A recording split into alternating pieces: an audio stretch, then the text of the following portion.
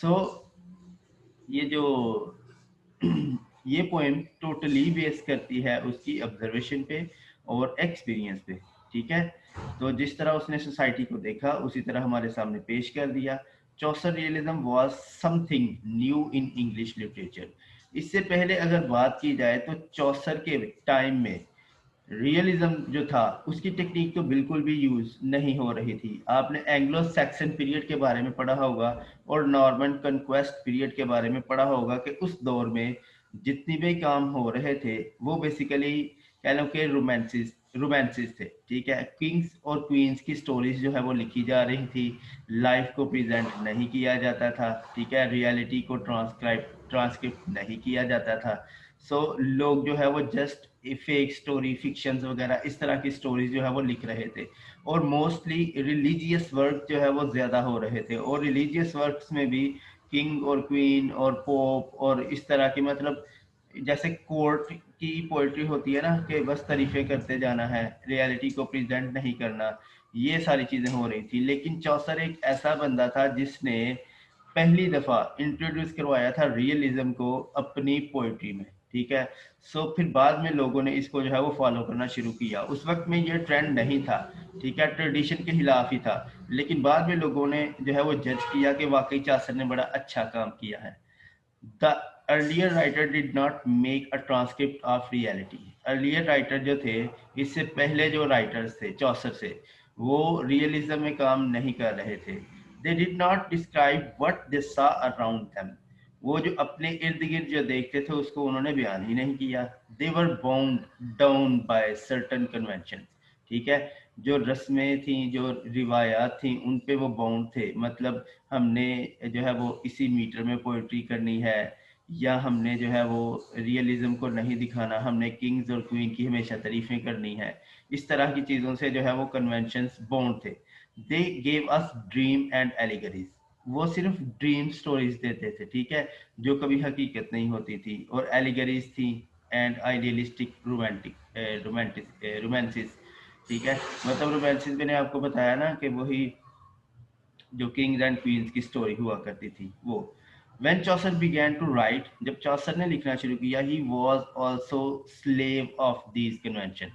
जब चौसर ने लिखना शुरू किया, जब इसकी बुक आई पहली, जो इसने ट्रांसलेट की थी, डी ला मेयर, ठीक है, और द बुक ऑफ डचेस, तो बाकी भी जो उसके काम थे वो सारे जो है वो इसी चीज पे बेस करते थे कि उसने उस दौर में जो कन्वेंशन चल रहे थे पोएट्री लिखने के, जो रूल्स एंड रेगुलेशन थे, उन्हीं को फॉलो किया।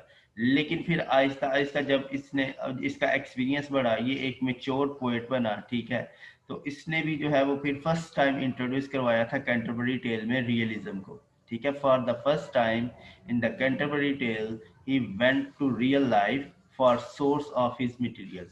तो फर्स्ट टाइम जो है वो रियलिज्म को इंट्रोड्यूस करवाया था और लाइफ को प्रेजेंट किया था। उसने हमें ह्यूमन नेचर के बारे में बताया था, ह्यूमन नेचर के बारे में बताया था, और कॉमन लोगों पर उसने पोएट्री की थी। ठीक है, उसमें देखे जो जितने भी लोग हैं, इसके जो करेक्टर्स हैं वो सारे कह लें कि वो कॉमन भी हैं, उसमें आम लोग भी आते हैं उसमें, मतलब हर तबके के लोग जो है वो उसमें आते हैं। सब तबके के लोगों की उसने जो है वो पोएट्री कैरेक्टर्स जो है वो हमारे सामने प्रेजेंट किए हैं। Among the writer of continents, Boccaccio was first get rid of dream convention. तो जितने भी ये जो थे ना, मतलब ये जो कॉन्टिनेंट था, बर आज़म था, इस बर आज़म के जो पोइट्स थे उनकी अभी जान नहीं छूटी थी। He thought of realistic framework in which to knit his stories together. इसी तरह अपनी स्टोरी जो है वो बना दिया करते थे, फिक्शन पे बेस होती थी वो। The stories have no relationship with nature of the narrator. तो उनकी जो है वो कह लें कि कोई नरेटर के बारे में भी जो स्टोरी सुना रहा होता था उसके बारे में भी कोई इतना जो है वो डिटेल नहीं दी जाती थी। ठीक है, जो पोइट होता था, और ह्यूमन नेचर के बारे में भी नहीं बताया जाता था, ह्यूमन बींग्स जो सोसाइटी में रह रहे हैं उसके बारे में भी नहीं बताया जाता था। मतलब उनके करेक्टर जो है वो कह लें कि इतने कोई पावरफुल नहीं होते थे। ठीक है, और फिर उसी दौर में plague was raging in the country, जो प्लेग आ रही थी या इतने ज़्यादा काम हो रहे थे, कोई भी चीज़ जो है वो उस चीज़ के बारे में कोई भी डिटेल जो है वो नहीं दी जाती थी, ठीक है। लेकिन कैंटरबरी एक वाहद ऐसा ऑथेंटिक वर्क था कि जिसने सारी चीज़ों को हाईलाइट किया। The Canterbury tale on the other hand describe real persons and concrete things which the poet saw around him। तो कैंटरबरी ने हमें वो दिखाया जो पोएट ने अपने इर्द गिर्द देखा, उसने उसी तरह उसको बयान कर दिया, ठीक है जी। The character of the narrator is kept in mind when selecting a story that words suit him। The Canterbury tale is a drama of real life. तो कैंटरबरी टेल को रियल लाइफ का ड्रामा जो है वो कहा जाता है कि इसमें जितनी भी चीज़ें दिखाई गई हैं वो रियल लाइफ से रिलेटेड हैं, रिलेट करती हैं रियल लाइफ, बल्कि रियल लाइफ को ही प्रेजेंट किया जा रहा है इसमें, ठीक है। तो आप बच्चों पॉइंट्स जो है वो साथ साथ नोट करते जाए। ये जो मैंने कट किया हुआ है ये आप लोग भी कट कर दीजिएगा। जितनी भी इम्पोर्टेंट डिटेल है ना वो हम इंशाल्लाह इसमें पढ़ेंगे, ठीक है।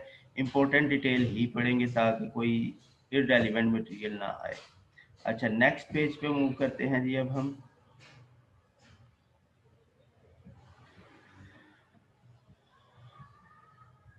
अच्छा ईच पिलग्रिम्स, अब चासर ने अपने पिलग्रिम्स के बारे में थोड़ा सा उसकी डिटेल आने लगी है कि पिलग्रिम्स को इसमें किस तरह से दिखाया गया है।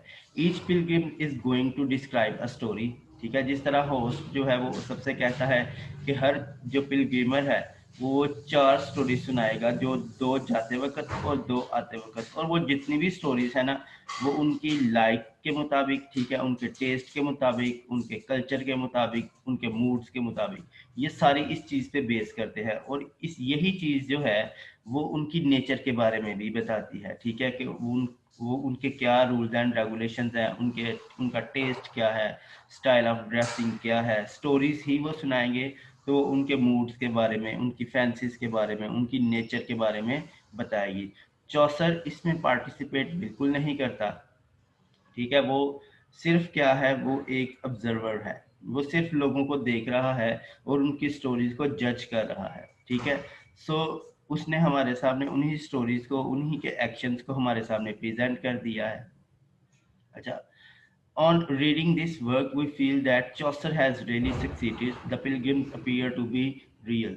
जो वो पिलग्रिम्स हैं वो हमें बिल्कुल कह लें कि ट्रू टू लाइफ रियल नज़र आते हैं, ह्यूमन बीइंग नज़र आते हैं, living human beings, and story is of the type that a person of the character is likely to describe his friends, ठीक है। जिस तरह से वो सारे जो है वो स्टोरी सुनाते हैं, ठीक है, तो ये ऐसा लगता है कि वो भी ह्यूमन बीइंग्स को, एग्जैक्ट ह्यूमन बीइंग्स को ही प्रेजेंट कर रहे हैं। The knight behaves throughout as a noble and dignified person. अगर हम बात करें नाइट की टेल की, ठीक है, अगरचे हमें टेल्स जो है वो नहीं पता, टेल्स हमने नहीं पढ़ी, लेकिन थोड़ा बहुत जो है वो आप इस तरह से डिस्कशन कर सकते हैं कि नाइट की टेल जो थी वो डिग्निटी से भरी हुई थी, ठीक है। वो बेस करती थी जो है वो पैट्रियोटिज्म पे, ठीक है। तो उसने बहुत अच्छी स्टोरी सुनाई थी, और जिस तरह से उनकी स्टोरीज थी उसी तरह से चौसर ने जो है वो उनके कैरेक्टर्स भी डिजाइन किए हैं, ठीक है। अच्छा देखें, जैसे the knight behave throughout as a noble and dignified person and tells a fine tale of courtly love. तो उसने जो है वो लव के बारे में स्टोरी सुनाई थी, अपने मुल्क से मोहब्बत के बारे में स्टोरी सुनाई थी, ठीक है। तो उसी से उसका करेक्टर जो है वो उसने बहुत अच्छा डिग्निफाइड जो है वो बनाया है, ठीक है। उसके बाद देखें, मतलब जिस तरह की उनकी स्टोरीज थी उसी के रिलेटेड जो है वो उसके उनके कैरेक्टर्स को डिजाइन किया गया है। The drunken miller is rude to company and insist on telling the obscene story of how Carpenter was befooled by his lustful wife and her lover, ठीक है। तो फिर जो है वो उस जो मिलर ने स्टोरी सुनाई थी, एक जो है वो किस तरह से एक कारपेंटर था और उसकी बीवी और उसके लवर ने उन दोनों को मिलके उसको जो है वो पागल बनाया, ठीक है। उसकी स्टोरी इस चीज़ पे बेस करती थी। उसके बाद रीव जो था उसकी स्टोरी जो है वो कह ले कि उसकी भी स्टोरी इसी को इन्हीं कुछ चीज़ों की जो है वो बारे में बेस करती थी, कुछ कॉलेज स्टूडेंट्स के बारे में उसने स्टोरी सुनाई थी, ठीक है। सो अच्छा, and was punished by his wife. बाकी ये मतलब ये जो स्टोरीज हैं बिल्कुल उनके टेस्ट के मुताबिक आ रही हैं। जस्ट उसने एक दो एग्जांपल इसमें हमें दी है, तो आप स्टोरीज का जस्ट जिक्र कर सकते हैं, ठीक है। अगर क्योंकि स्टोरीज तो हमने पढ़ी नहीं है, हमारे तो बस कैरेक्टर्स हैं, तो थोड़ा सा बस जिक्र किया जा सकता है कि उनके टेस्ट के मुताबिक जो है वो स्टोरी थी। नाइट की और मिलर की आप एग्जाम्पल दे सकते हैं यहाँ पे। अच्छा, each story suits the character of the narrator, ठीक है। अच्छा, जितनी भी स्टोरीज थी वो जो करेक्टर थे, ठीक है, जो सुनाने वाला था उसके करेक्टर्स पर जो है वो सूट करती थी। जिस तरह का उसका करेक्टर था, जिस तरह की उनकी थिंकिंग थी, उसी तरह की वो स्टोरीज भी सुना रहे थे। अगर कोई करप्ट पर्सन है तो वो करप्ट पर्सन की तरह, करप्ट कोई किसी करप्ट पर्सन जो है वो स्टोरी के बारे में बताता था। अगर वो अच्छा बंदा है तो वो अच्छी स्टोरी सुनाता था, ठीक है। तो इस तरह उनके करेक्टर्स जो हैं उनकी स्टोरीज से जो है वो झलक रहे थे। चौसर ने इसी चीज को बेस बना के इसको जो है वो अपने वर्क में ढाल दिया। We feel that this man in real life would behave just in the way and would narrate a story of this type.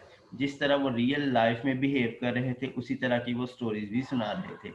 His creative imagination invest, ओहो किधर चला गया है, अच्छा, invest with life event story of magic narrated by the Franklin. अब ये भी उसी चीज़ की स्टोरी जो है वो सुनाई जा रही है, ठीक है। मतलब किस तरह से फ्रैंकलिन जो है वो स्टोरी सुनाता है कि एक मैजिशियन था और उसने जो है वो फलां की वाइफ को जो है वो, मतलब उसको जो है वो उसके साथ रिलेशनशिप कायम कर लिया था। तो इनकी डिटेल मैं इसलिए नहीं दे रहा कि ये थोड़ी सी जो है वो लस्टफुल स्टोरीज हैं, ठीक है। तो आप खुद ही इनकी डिटेल जो है वो पढ़ लीजिएगा। तो बाकी इंशाल्लाह बाकी जो चीज़ें हैं उसके बारे में बता देता हूँ। अच्छा, अब चौसर का ऑब्जेक्टिव क्या था, क्यों वो कैंटरबरी टेल लिखना चाहता था, ठीक है, या क्यों उसका जो पर्पस था वो क्या था। उसका पर्पस ये था कि वो ह्यूमन लाइफ को प्रेजेंट करना चाहता था, बस ह्यूमन लाइफ को बस प्रेजेंट करना था चाहता था, ठीक है। उसने अपनी पोएट्री में सब्जेक्टिविटी का एलिमेंट बिल्कुल नहीं रखा। अपनी पर्सनैलिटी को उसने बिल्कुल इग्नोर कर दिया है। अपनी पर्सनल ओपिनियन तो उसने दी ही नहीं हमें, ठीक है। और अपनी पर्सनैलिटी के बारे में कुछ भी नहीं बताया। बस ऑब्जेक्टिविटी पे इसकी स्टोरी जो है वो बेस करती है। ऑब्जेक्टिविटी होती है दूसरों के बारे में राय देना, ठीक है। अपने बारे में राय देने को कहते हैं सब्जेक्टिविटी, और दूसरों के बारे में राय देने को या दूसरों पे जो लिखी जाती हैं चीज़ें उनको हम नाम देते हैं ऑब्जेक्टिविटी का। तो सब्जेक्टिव एलिमेंट इसमें बिल्कुल नहीं है, ठीक है। चौसर ने जस्ट हमें दूसरों के बारे में बताया है, अपने बारे में नहीं बताया। तो चौसर इज नॉट सब्जेक्टिव, सब्जेक्टिव तो नहीं है वो। ही does not let his own personality colours his work. अपनी पर्सनैलिटी को बिल्कुल ही भी उसने अहमियत नहीं दी, अपनी पर्सनैलिटी को बयान ही नहीं किया। He allows his characters to act as they would do in real life। उसी तरह कैरेक्टर्स को प्रेजेंट किया है जिस तरह से वो रियल लाइफ में जो है वो एक्ट कर रहे थे। He does not thrust his own personality in the personalities of his creation। तो अपनी पर्सनालिटी को बिल्कुल ही ऐड नहीं करता। He remains in the background। वो बैकग्राउंड पे है, ठीक है, बैकग्राउंड में हमें नजर आ रहा है, फ्रंट पे आके वो अपने बारे में हमें नहीं बताता। While the drama of life is being enacted on the road to the Canterbury Tale। तो जस्ट जो कैंटरबरी टेल के जो कैरेक्टर्स हैं जिस रास्ते पे वो जा रहे हैं, ठीक है, और उस रास्ते पे जाते वक्त जो है वो अपने आप को साइड पे रखता है और सिर्फ उनके बारे में हमें बताता है। He is not interested revealing his own self in his work. तो इन शॉर्ट जो है वो इसमें यही बताया जा रहा है कि वो अपने आप को साइड पे रखता है, बैकग्राउंड पे रखता है, अपनी पर्सनैलिटी के बारे में हमें नहीं बताता। जस्ट हमें किसके बारे में उसने बताया है, कैरेक्टर्स के बारे में बताया है। अच्छा, नो मॉरल पर्पस।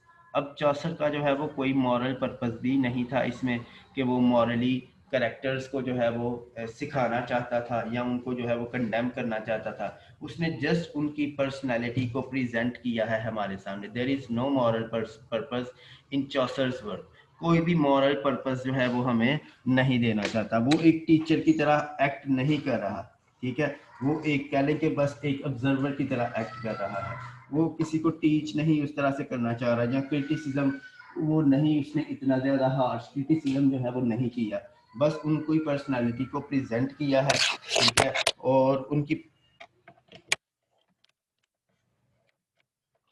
बस उसने जो है वो उनकी पर्सनालिटीज को हमारे सामने जो है वो प्रेजेंट कर दिया है। ठीक है, किसी को वो बहुत ज्यादा जो है वो, ना ही किसी की बहुत ज्यादा बुराइयां उसने जो है वो शो की हैं, हाईलाइट की हैं और उसको बेइज्जत किया है। बस लाइट हार्टेड कॉमेडी और लाइट हार्टेड ह्यूमर से जो है वो थोड़ा सा उसने टच देने की कोशिश की है, लेकिन बिटरली जो है वो बहुत ज्यादा प्रेजेंट नहीं किया उनको। जैसे अगर इसके जो दूसरे कंटेम्प्रेरीज थे, अच्छा इसके जो दूसरे कंटेम्प्रेरीज थे जैसे लैंगलैंड का आगे नाम आएगा, तो वो जो है वो बहुत ज़्यादा क्रिटिसाइज किया करते थे चर्च को भी, ठीक है, और बाकी दूसरी चीज़ों को भी बहुत ज़्यादा जो है ना वो किया करते थे, मतलब कंडेम किया करते थे। एक मिनट जी, ये क्या बच्चों आवाज़, मैंने तो सबके माइक ऑफ किए हुए हैं, आवाज़ क्या मतलब क्या हो रहा है ये? अच्छा है, ठीक है जी। There is no moral purpose in Chaucer's work, he does not want to glorify virtue और कंडेम वाइस। तो ना वो वर्च्यू को जो है वो ग्लोरीफाई कर रहा है, ना ही वो जो बुराई है उसको जो है वो हाईलाइट कर रहा है या उसको बुरा भला कह रहा है। He knows that human beings, अच्छा अब चौसर जो है वो इस बात से फुली अवेयर था कि ह्यूमन बीइंग्स जो होते हैं वो बेसिकली मिक्सचर होते हैं बुराई का और अच्छाई का। ठीक है, तो उसने जस्ट उनकी अच्छाई और बुराई के बारे में बताया है, बहुत ज़्यादा हाईलाइट उसने नहीं किया। ठीक है, तो यहाँ पे देखें, mixture of virtues and vices, in some persons virtue predominate while vices predominate in other. तो कुछ लोगों में जो वर्च्यू होता है, जो नेकी होती है वो ज़्यादा होती है, और कुछ लोगों में जो कह लें कि जो बुराई होती है वो ज़्यादा डोमिनेट कर रही होती है। But each one has element of both, लेकिन हर बंदे में अच्छाई भी पाई जाती है और बुराई भी पाई जाती है। Each one has element of, अच्छा यहाँ पे देखें, यहाँ पे personification of virtue and vices are not found in the world. ठीक है, तो एग्जैक्ट हमें पर्सोनिफिकेशन, ना ही हमें कोई बंदा दुनिया में ऐसा मिल सकता है कि वो बहुत ही अच्छा हो, ठीक है, और ना ही कोई ऐसा आइडियल पर्सन मिल सकता है कि जो बहुत ही बुरा हो और उसमें अच्छा ही ना हो। ठीक है, सो ये मिक्सचर जो है वो हमें चौसर ने दिखाया है। So they are not found in the Canterbury tale. लेकिन अगर हम इसी का एक कंटेम्प्रेरी था लैंगलैंड, इसका अगर काम देखें तो लैंगलैंड हेट्स सिन, वो सिनर से नफरत करता था, उन पे बहुत ज़्यादा जो है वो कह लें कि एक क्या कहते हैं, सिन से वो नफरत करता था। So much that he makes the caricature of his partner. तो मतलब वो बहुत ज़्यादा कैरिकेचर जो है वो बना देता था। कैरिकेचर कहते हैं मजाकिया अंदाज में जो है वो क्रिटिसाइज जो किया जाता है ना, वो चीज़ जो है वो उसका वर्क उस तरह का होता था, वो बहुत ज़्यादा क्रिटिसाइज करता था लोगों को। लेकिन चौसर ने ऐसा नहीं किया। चौसर जो है वो, चौसर लव्स द सिनर, चौसर पसंद करता है सिनर को, ठीक है, जो गुनाह करने वाला है उसको पसंद करता है, even while he hates the sin, और सिन से नफरत करता है। गुनाह जो है वो बुरा है, लेकिन सिनर जो है उसके लिए छूट है, उसने गुनाह कर लिया है, इंसान से गलती हो जाती है। ठीक है, टू एड इज ह्यूमन, मतलब इंसान जो है वो हता का पुतला है, इंसान से गलती होती है, उसके सिन की वजह से हमें उससे नफरत नहीं करनी चाहिए, बल्कि उसको जो है वो कह लें कि समझाने की कोशिश करनी चाहिए। So his creations are life like, so इसीलिए उसने उनको समझाने की थोड़ी बहुत कोशिश की है। सो उसकी जो कह लें कि जैसे रियल लाइफ में होता है, ठीक है, उसी तरह से इसके कैरेक्टर्स जो है वो हमें नजर आ रहे हैं। अच्छा, correct, Chaucer presents a balance picture of life, जितनी भी लाइफ को प्रेजेंट किया है एक बैलेंस पिक्चर जो है वो उसने हमें प्रेजेंट करने की कोशिश की है। जी महनूर, आपने हैंड रेज किया बच्चे, क्या बात है महनूर? महनूर आप बच्चे लिख के मैसेज कर सकते हैं, मुझे चैट बॉक्स में मैसेज करें, मैं उसको देख लूंगा। जो भी आपका क्वेश्चन है चैट बॉक्स में मैसेज करें, मैं देख लूंगा।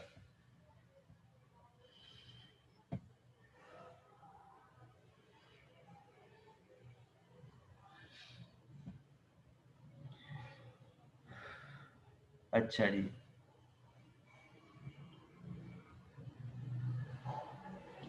अब यहाँ पे देखें उसने एक बैलेंस लाइफ को जो है वो प्रेजेंट किया है। We find an evenly distributed light and shade, तो उसके वर्क में हमें लाइट एंड शेड्स नज़र आते हैं। जैसे जो मंक है, ठीक है, वो लविंग दिखाया गया है, शिकार करने का, प्लेयर का उसको लव है। ये जो फ्रायर है उसकी करप्शन के बारे में बहुत ज़्यादा दिखाया गया है, ठीक है। और फिर जो he also present the honest parish priest, फिर वो जो पार्सन का कैरेक्टर है वो कितना अच्छा दिखाया गया है। उसके बाद ऑक्सफोर्ड जो मैन ऑफ लॉ था, ठीक है, उसका कैरेक्टर कितना अच्छा हमें जो है वो सॉरी मैन ऑफ लॉ कह रहा हूँ, क्लर्क का कैरेक्टर जो फिलोसोफर था, ठीक है, जो ऑक्सफोर्ड का क्लर्क था, स्कॉलर था, उसका कैरेक्टर कितना अच्छा दिखाया गया है। तो बहुत ज़्यादा बुरा भी नहीं उसने दिखाया, ठीक है, बहुत ज़्यादा बुरे लोग भी नहीं दिखाए, उसने मिक्सचर दिखाया है।